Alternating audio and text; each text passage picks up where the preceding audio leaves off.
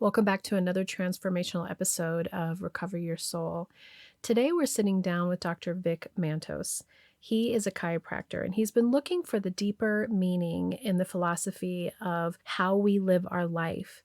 And this episode really centers around the concepts of soul recovery, that our lives are what we think and feel and believe they are.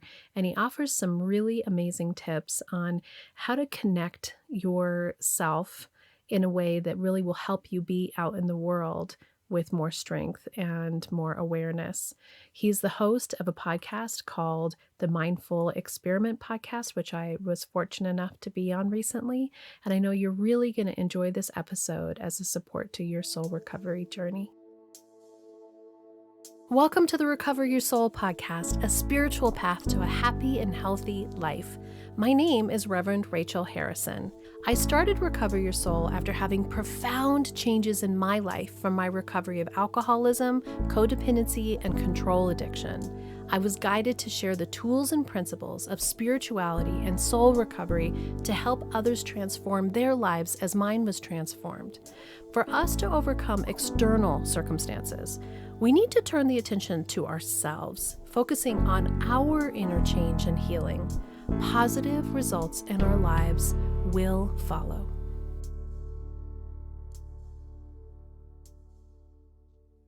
Welcome back to the Recovery Soul podcast. I'm Reverend Rachel Harrison, and I thank you so much for joining me here today on this special episode with yet another fabulous guest here to share experience and wisdom in us expanding our lives. I have Dr. Vic with me today. Hi, Vic.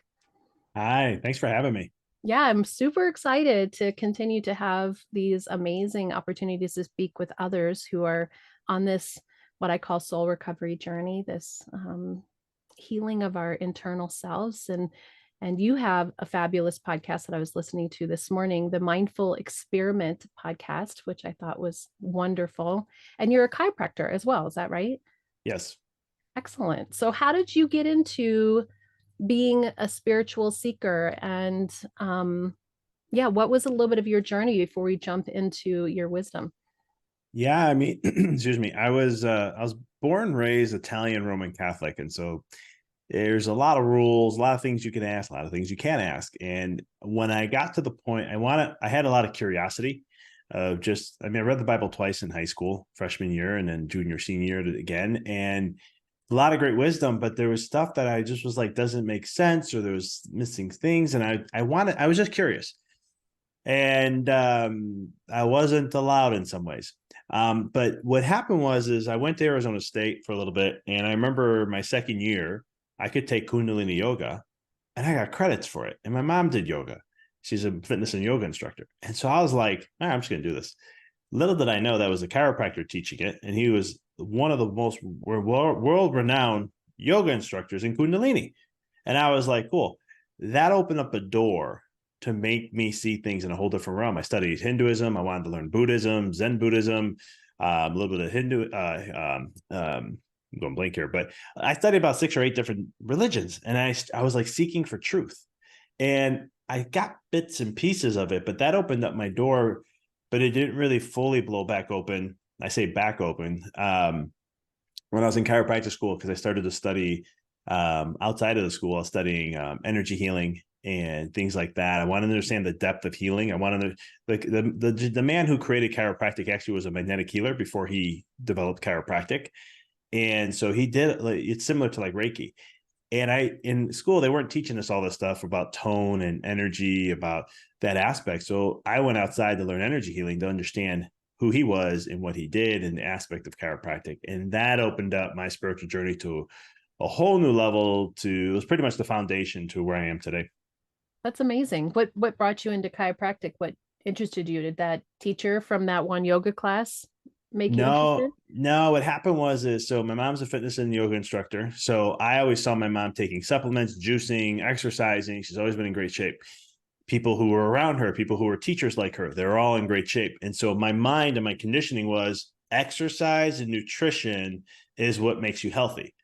So I started exercising at 13. I started teaching myself nutrition at 16. When I was in Arizona State the first year, my health was slowly declining every month. and it made Mm. no sense. No matter what new supplement I took, what herb I was taking. I mean, I was playing rugby for Arizona State, so I was in like the best shape of my life, running 5-minute miles. Long story short, before I was going to go to a medical doctor, my mom said, go see Dr. Frank. And that was a chiropractor I saw as a kid, and she's been seeing him since I was 1 year old. And I went there, and he literally said, in the summer, I'll get you better, but you need chiropractic care for the rest of your life. And yes, I was better in 2 months, no more symptoms. But what sold me was 2 months after that. So 4 months under chiropractic care, I went down to 10% body fat. I was in the best shape of my life, and I got stronger and everything. Nothing changed in my routines. Absolutely nothing did. So I'm like, how am I all of a sudden in way better shape now? And that's when I was like, I need to know this thing, chiropractic. And I think this is what I want to learn more about, not from just getting in shape, but what it helped me with and diminished all the fears and taught me my body can heal and it wants to heal. And so that's when I went down that rabbit hole. I think what's so cool about chiropractic is the true essence of it is full body, body, mind, spirit. And some people just see it. In some instances you go in and you get cracked and you leave, but I've been to a lot of chiropractors in my life where it is in totality, all of it. It is, what are you eating, what is going on with you, the muscle, if anyone's ever had muscle testing where they push your arm and then they do something and then you actually can hold them up. It's pretty crazy, all the stuff that happens. The body is an amazing tool. And D.D. Palmer was the creator of chiropractic. And he said there's going to come a point when we can, I mean, how he knew this in 1895 blows my mind. But he said there's going to come a point in humanity where we can communicate with the body and know what it needs. Mm, And muscle testing is just one form of that. yeah, that's powerful. So when we were talking before we started recording about, you have so much wisdom, you have so much wisdom. And what I found interesting in listening to some of your information was the part that really relates to soul recovery around what you think and feel and believe is the life that you have, or the way that you see yourself is the way that it is. So you either see yourself as well or you see yourself as unwell. And in soul recovery, we're always claiming our wholeness. So, can you share a little bit about maybe your own experience of what you've seen in your life? I mean, you're decoding the matrix as your book, right? So, I mean, what is the matrix? And a little bit around that aspect of your life is what you choose it is. Yeah, I mean, once you start to understand, well, I'll answer the first part, the matrix. And so the matrix is just a term that is another form of the human collective consciousness. But I share it as a matrix because it's always there to constantly shift us and affect our energy levels to keep us in a certain vibration and so forth. And then you have all the sub matrices that come underneath that. So if you think of like all the humans in the world, but then we have certain humans in Europe versus United States, and then we break it down in the states, countries, cities, your family units, and so forth. And all these things are conditioning our mind and framework of our mind to see life in a certain way. And when that gets programmed a certain way, you will experience life in that way. And so when we take it to then the realm of like quantum physics, and I just love where quantum physics has gone and where it is going, where when we tie it into consciousness and just life as itself. And what we know is there's a study that's called the observer effect.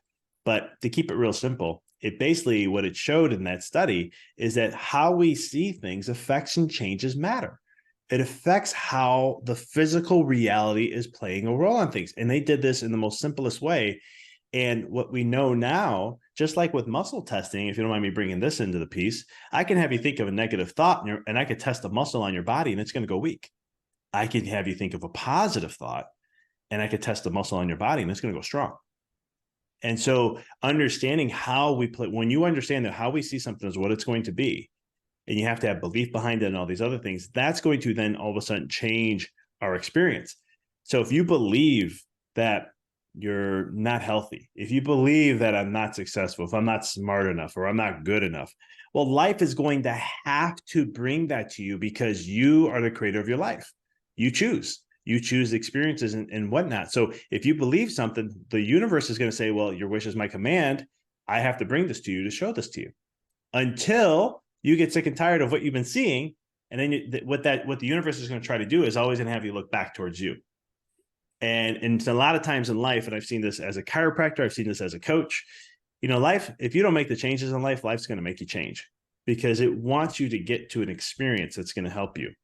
And so this is where when some people see struggle all the time coming up in their life, sometimes it's the universe is, or the God or whatever you like to call it, is trying to awaken you to say, hey, let's look inward. I'm trying to have you get detour this way. Don't stop looking there. It's not working. Come this way.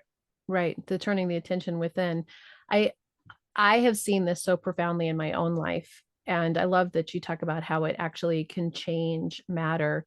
It can change everything because I know that when I started choosing to see it differently and I quit claiming my brokenness and I quit claiming that my marriage was unhealthy and I quit claiming that I was unhappy and that my kids were a problem, that I was a problem, and really stepped into that spiritual awakening, it's as if I walked into a different house and it's all the same people and they have changed, but mostly I've changed.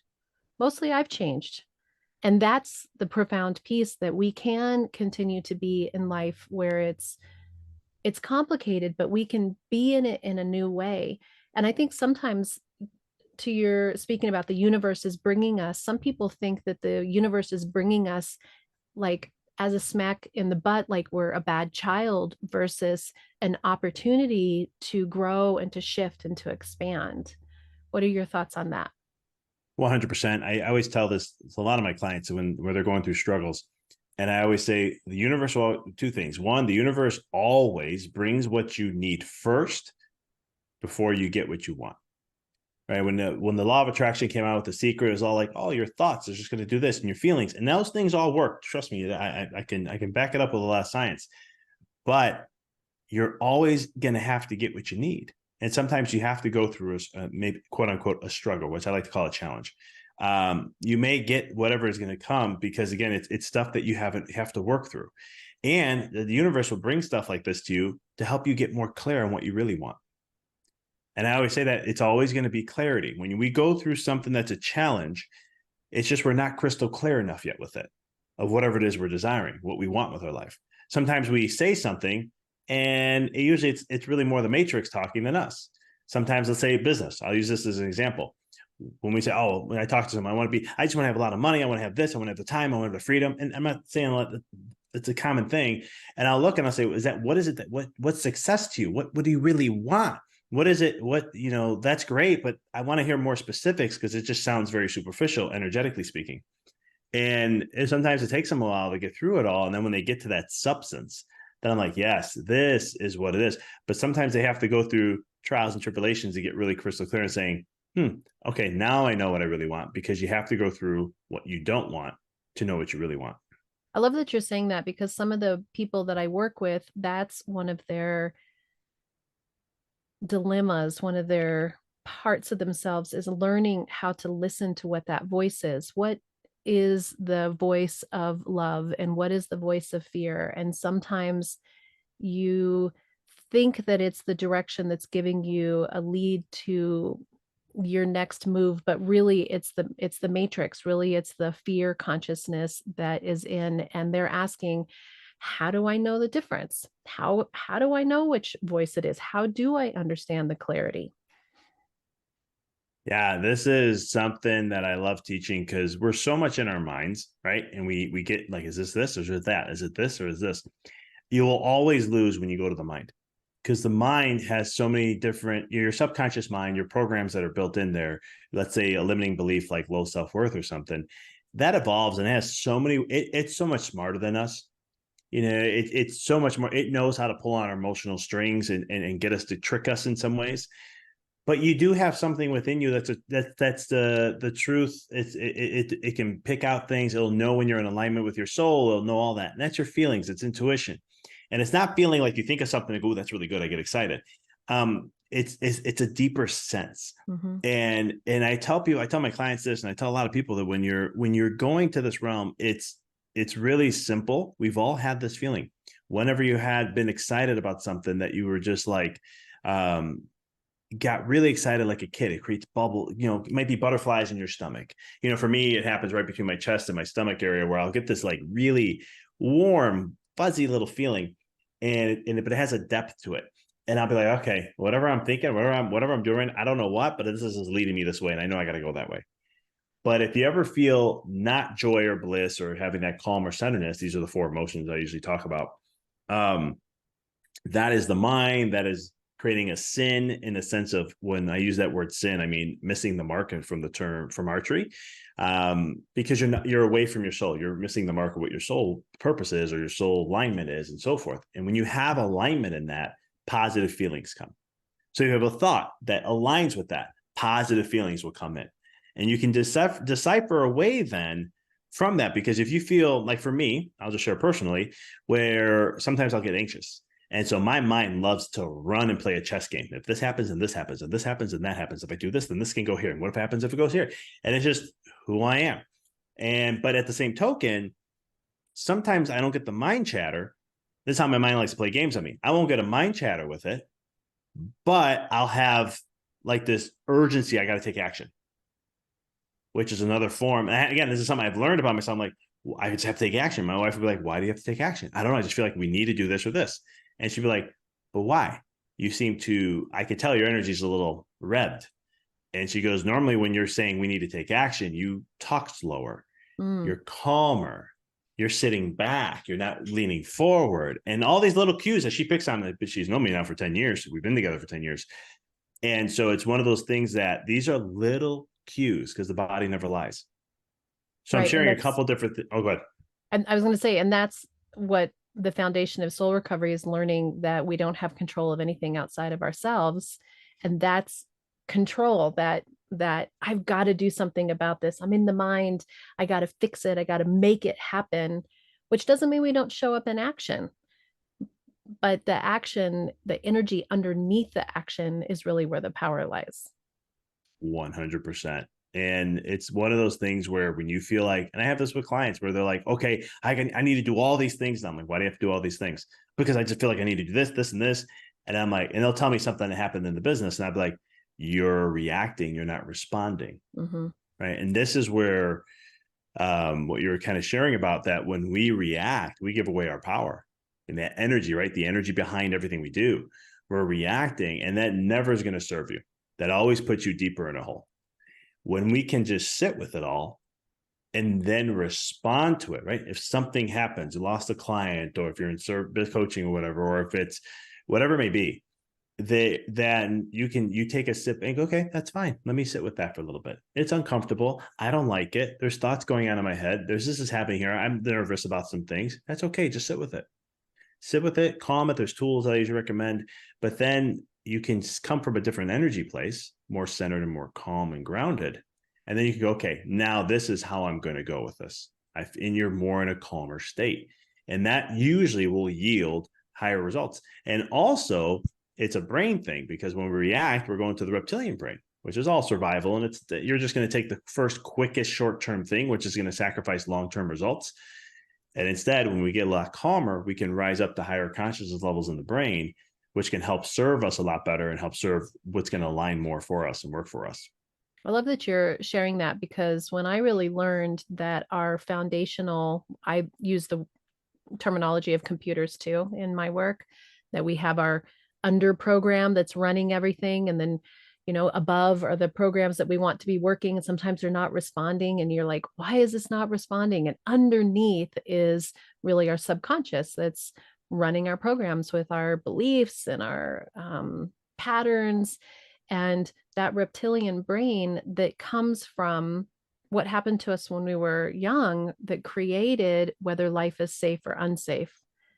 And how do you see the work around making that switch, or recognizing that, so that when you hit that place where that panic comes in, and we choose, are we going to go into fear, or we choose, are we going to go into compassion and mindfulness and grace and love, as I call it? That primal brain is so rooted in there. How do you start to work with that and move it so that you can come into the higher functioning parts of your brain? Yeah, there's a lot of tools that you can use, to reset that energy in that brain and so forth. One of the most powerful ones, or the quickest ones, I should say, when it comes to that, is just using your breath.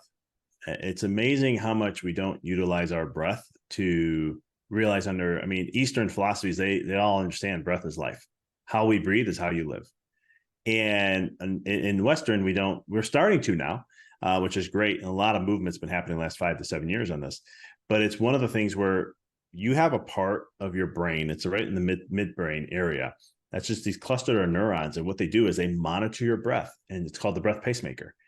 And what you'll do is every time how you're breathing, how you're responding, or should just breathing, will determine different centers of the brain. So that's why when we get angry, we're usually breathing a lot faster, especially up in the neck region, upper, all these accessory muscles that help with that. And so the brain picks up on that and knows, oh, this is what's going on. But at the same token, if we have the fear, if we have the worry, if we have these low, I want to say negative, but just low consciousness emotions or low vibrational emotions that are coming up, you can switch that by literally just slowing down your breath. And research shows 6 deep breaths is what works. So I always tell people do at least 10, but you can also practice a variety of different types of breath work. And there's so many different tools. You can go on YouTube and just Google breath work, and you're going to see a gazillion videos on breath work. And I always tell people, it doesn't matter what you do, is as long as you do it, because it's going to work. It's just the neuroscience supports all of it. And what that will do, though, is when you can slow down your breath, it influences a part of your nervous system that we can't control called the autonomics. And you have a revving up part and a slowing down part, or I call it gas pedal, brake pedal. And so when you can slow the breath down, it'll put that brake pedal on or slow the whole entire body down too. And when we can do that, it'll take the stress off a little bit. You can breathe a little bit better. Mm-hmm. And that's just where we start to shift that consciousness. We get more into that part of the brain right behind our forehead called the prefrontal cortex. And when we can get back there, that's what makes us human. That's what literally separates us from monkeys, and mainly every other species except a dolphin, because I think dolphins have one, and theirs are actually more developed than ours. But it allows us to future plan, to let go of our impulse, right? Because when we're stressed, when we're reacting, we want to impulse anything that is, it calms that down and says, well, if I do this, then what's the plans that come from there? So breath work is great. Getting into nature is phenomenal. I mean, there's things in nature. You go into a forest in 15 minutes, the terpenes that are released from the forest is that gets into your brain. It'll start to calm you. You can journal things. You can exercise. You can, meditation is one of my favorite ones. That's the one that's I think is the most powerful. But in today's era, unfortunately, a lot of people can't. It's very hard for them. That stresses them out just sitting and trying to be calm. So that's why you recommend like breath work or something. But those are just a few that can really help with centering and calming, so that we can start to shift back from reacting to responding. Exactly. Well said. I love that. And I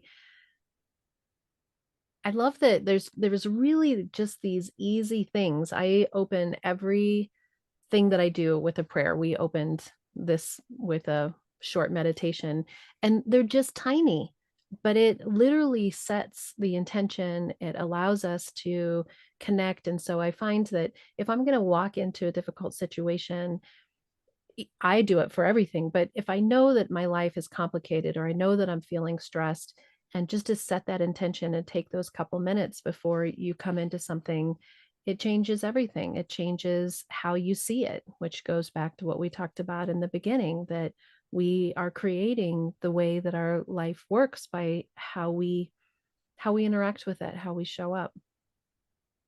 Yeah, 100%. And I think that's where, like, when I got it as a chiropractor and looked at health, I found, before I thought health was so complicated to be healthy. And as I went through chiropractic school and all the stuff that I've done, I was sitting there going, health is so simple. Huh. Okay. And then I went to business and did all these things. And then I changed my whole process around. I said, well, how can I track the life I want? Wow, it's actually really simple. It wasn't hard. It wasn't as complicated as I thought. And I was like, this is this what made me shift to become a coach and help in that process. And the things in life, the beauty of life is in the simplicity of it. And it's so funny because I can't tell how many times when I work with a patient and I explain things and say, nah, it can't be that simple. And I'm like, it is. Or if I'm working with a client and they're stressing out about something, hey, I want you to do this, this, and this. and then you'll be good to go. And then we can talk about this afterwards and see where you are. No, that can't work. There's no way.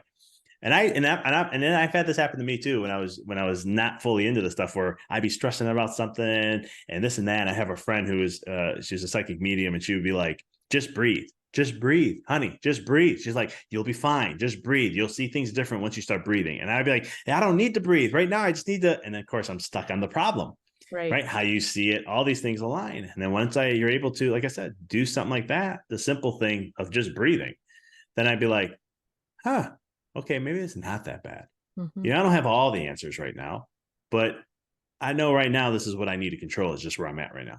Right here, right now. That's all we have is right here, right now, this second, and working through it. Hmm. And how do you feel about oh, there's so many things going on in my mind. How do you feel about when people are in crisis, right? So you do the breathing, you do the work of sort of bringing yourself center, but the world still feels out of control. And it's not just in families. Like right now we're in a state where the world feels really out of control, and there's, you know, conflicts happening all over. And when you watch the news, it just feels like I've got to do something about this. What is your take around what we can do in not only our families that are maybe in crisis, but in the world that's in crisis, of how to manage our own stress in that? The thing is, whatever's going on outside of you, we can't control, but we can't control ourselves. And the thing is what are you focusing on? Right? Like there's a lot going on, right? And all the things, we can talk about all the things that are going on. And there's always going to be things going on, Mhm. right? The world is a very interesting place. It's a lot of chaos most of the time. But it's where our focus is going that's going to matter.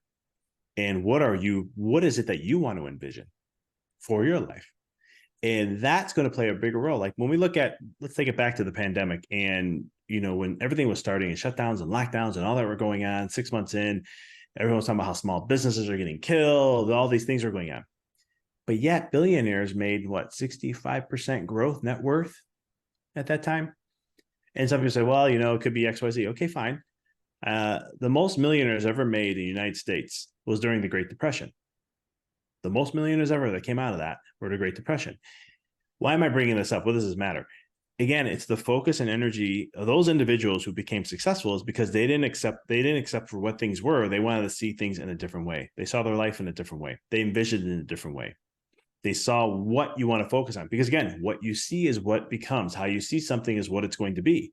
If you see fear, if you see chaos, if you see all that stuff, your mind is only going to pick up on things of whatever that you're seeing within. It will not grab your attention unless you see that already in that way, shape, or form.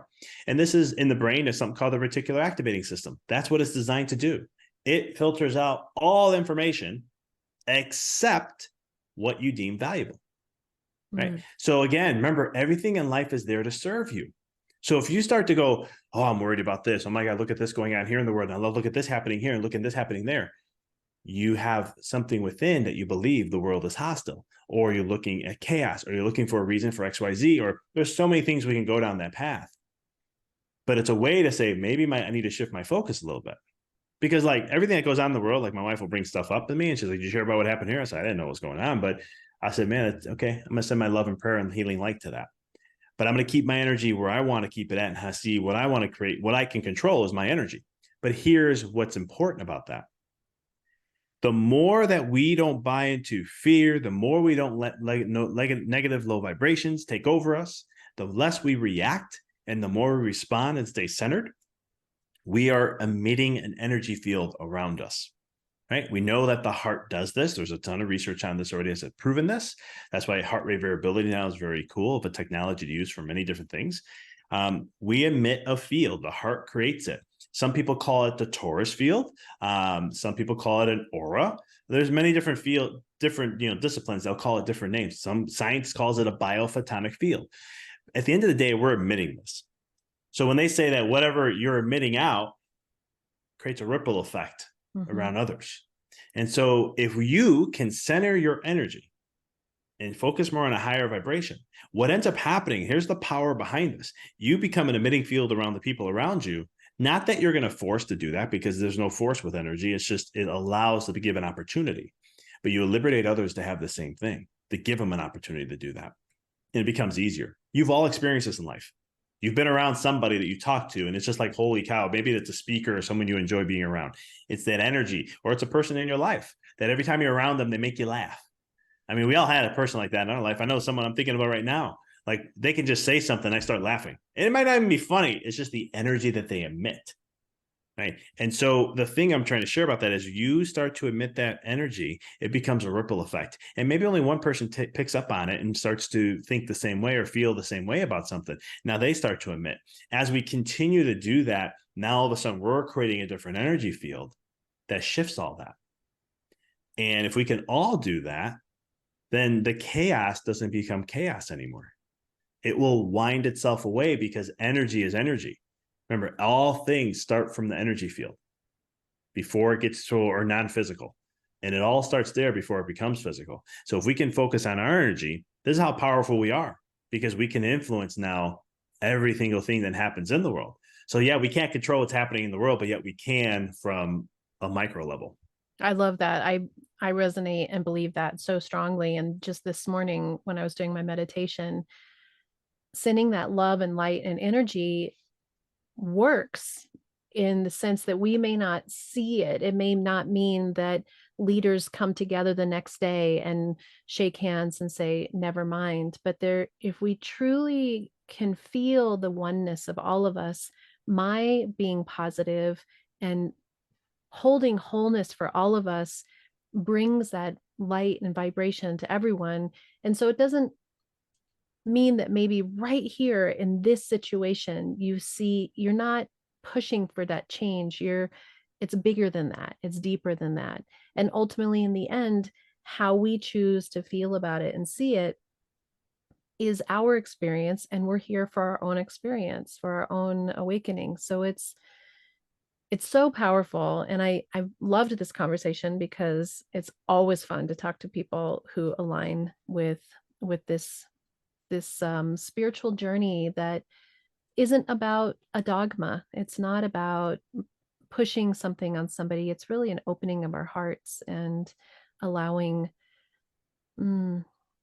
allowing in a truth that doesn't have to reside in any one religion or any one way of thinking. And I just think it's so powerful.